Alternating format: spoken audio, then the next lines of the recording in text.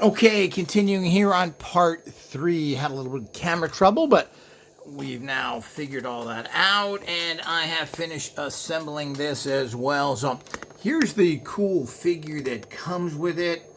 Has the fire in the back like this.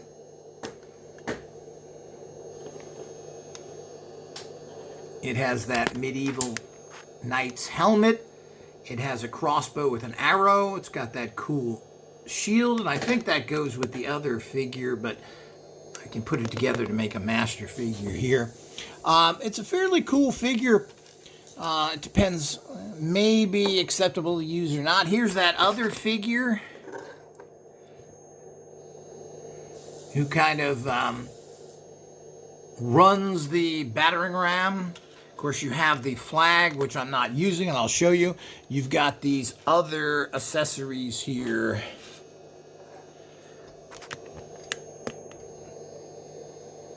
A knife, sword, dagger, and how these hook on. Now, we're going to show you what I did while, to adjust everything here a little bit, is that basically each side looks like this. You have the sword, the spear here, you have a torch here, and I jam these in so they make sure they don't come out because they tend to be a real nightmare. So you jam them in there good, they stay there. Now, what I didn't show you before was the attachment of the ladder, and you have to put one of these little clips in the hole there, and then you can clip the ladder on the side. Now, it rolls really well.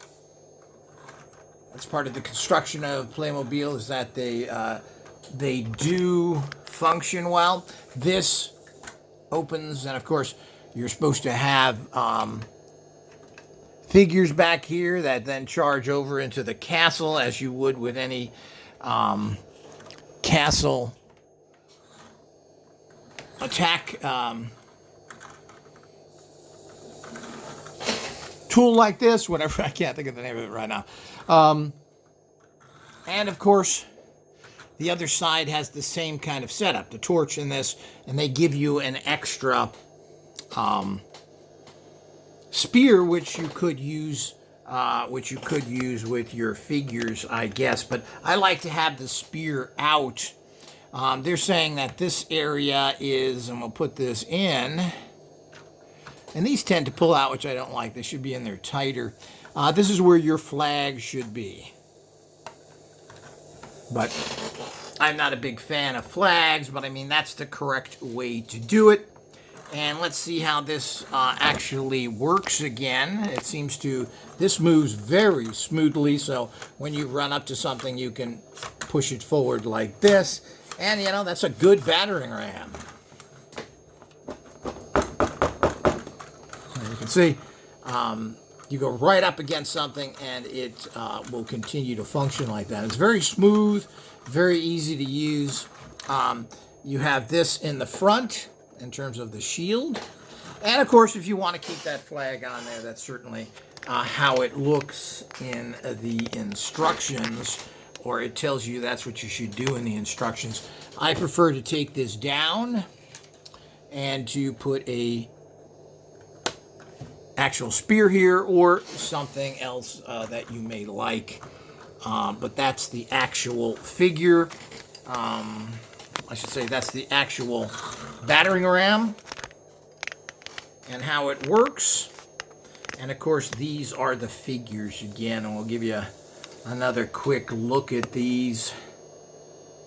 Let's get in close here so you can see the way I set these up. But you can intermix the actual parts if you want to, as I've done here. You can see it's got this kind of cool thing in the medieval in the back. And then, of course, you've got this. And let's take this out of the way here. Maybe we can see the figure a little bit, the actual battering ram a little better. So it isn't as distracting with all that stuff there. Here's the front.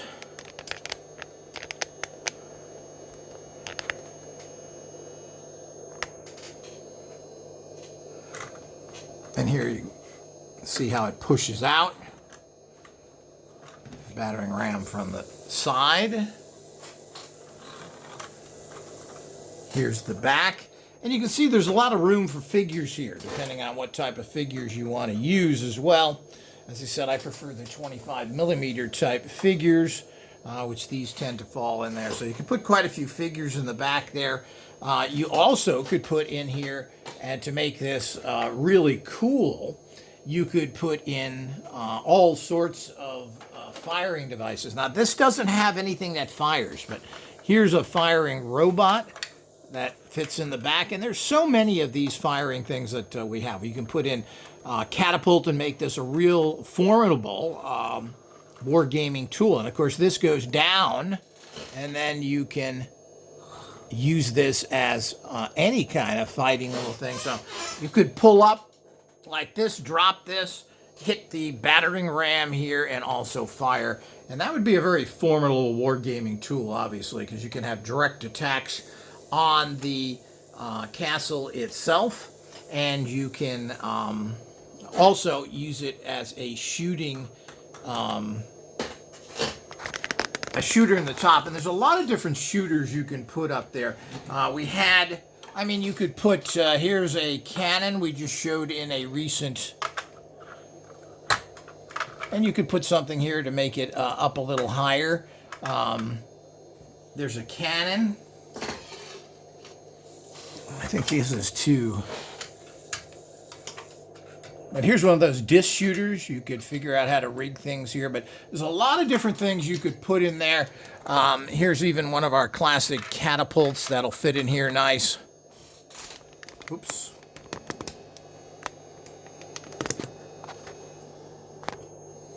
Here's a classic catapult there.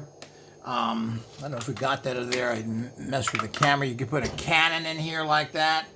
You can put one of these. Of course, these shoot discs out. But you could put something in here so this is raised up enough, or as part of your battle strategy. So there's quite a few different things you can do with this in particular. I kind of like this. You've got your robot in there ready to fire. So you move up, you battery ram, and then you pull this down and shoot. Quite a cool wargaming actual tool. So you can see the lots of fun you can have with this. This is a very nice tool. Toy. It rolls very well. It's well constructed. As I said, if he had some more interesting figures, this would be a very hot item. But all of these are made pretty well and have some very cool designs as a general rule. The unfortunate thing, as I said, is I do not like the figures. But there's lots of figures you can replace all this with and make some cool stuff. And you certainly should. There's so much out there now in this particular area, and the amount of little figures made is incredible compared to my youth, where you couldn't get much of anything. So I hope you've enjoyed this, and more to come.